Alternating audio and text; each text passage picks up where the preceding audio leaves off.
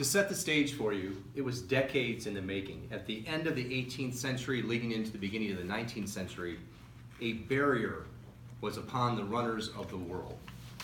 And that barrier stood for decades upon decades until Sir Roger Bannister broke down that barrier in 1954 by running the mile in under 4 minutes. In fact, he did it in 3 minutes and 59.4 seconds. Madam Contest Master, fellow Toastmasters, you may think that I'm sharing this inspirational story with you today so that we can go down the track of the typical overachiever story or getting one's goals accomplished, and then maybe you can take away a little piece of that. But I fear that with many of those inspirational talks, that the message might be fleeting and it might not even leave the room with you. Instead, what if rather we uncovered a truth together in the next few minutes, one that would give us all a tool that we can use to get whatever we want out of life whenever we want it. Would that be all right with you? Fantastic. The story began in 1884 with England's Walter George, at the time the fastest man on the planet. He was clocking the mile in 4 minutes and 18 seconds. That's screaming fast for the time. And it ended 70 years later with Roger Bannister at 3 minutes and 59.4 seconds. It took 70 years to shave off 18 seconds. That's amazing. But why? Why is that? Well, a few reasons. At the time, the 4 minute mile was deemed impossible. In fact, doctors even said that if you attempt this, your heart will explode out of your chest. So it wasn't even considered smart. It was considered impossible, undoable. And yet, the amazing thing is that 6 weeks after Bannister did it, and it took 70 years for him to do it, the Australian John Landy beat his record and came in at 3 minutes and 59 seconds. That's not all. A year later, 37 runners broke the 4 minute mile. And then a year later, 1956, 300 runners broke the 4 minute barrier. There's no greater testament than this story to let us know how we've evolved as humans, as seeing is believing creatures. In this story, no one believed it could be done until one man did it, and then that carved the path for the rest to follow.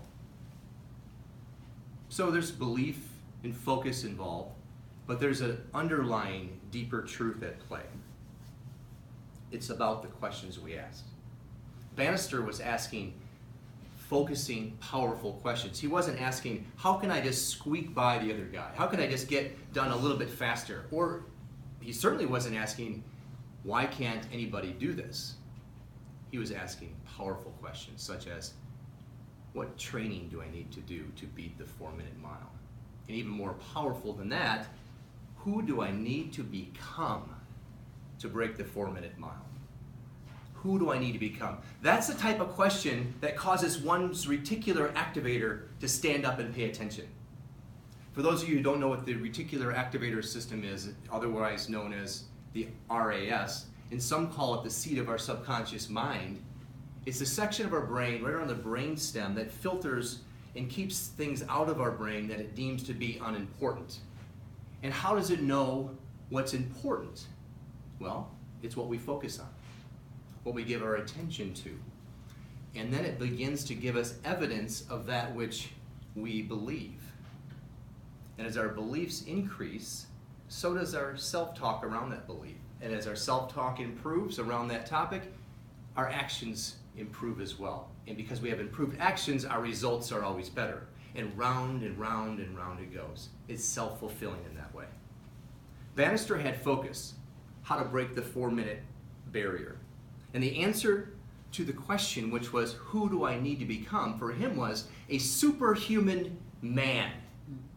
Someone who knows no barriers, someone who doesn't stop just because his body said to stop.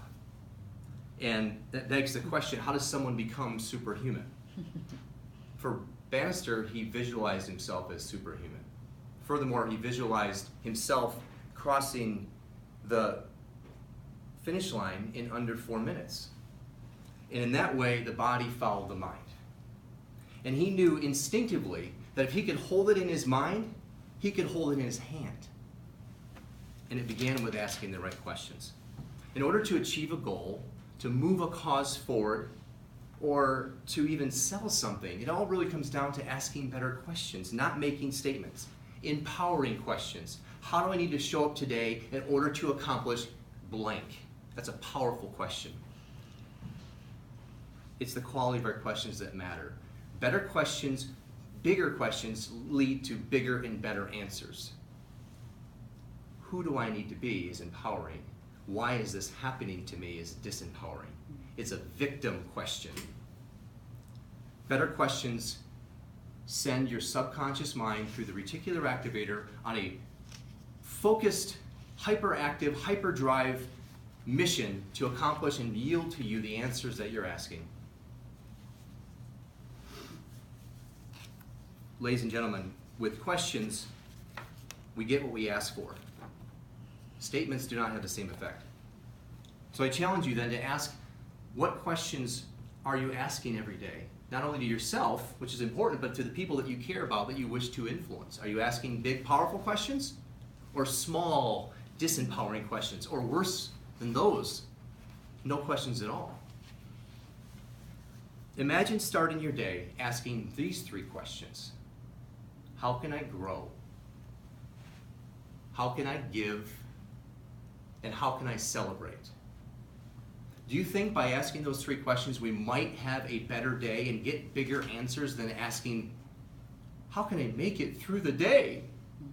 Of course, because the former focuses on gratitude and celebration and growth, and the latter focuses on just getting by. Just getting by. What would you rather focus on and attract the evidence of? I think we know the answer to that question. With questions, we get what we ask for. So I have 2 parting questions for you. What is your 4-minute mile? And what empowering questions are you asking yourself to break down its barriers? Thank you.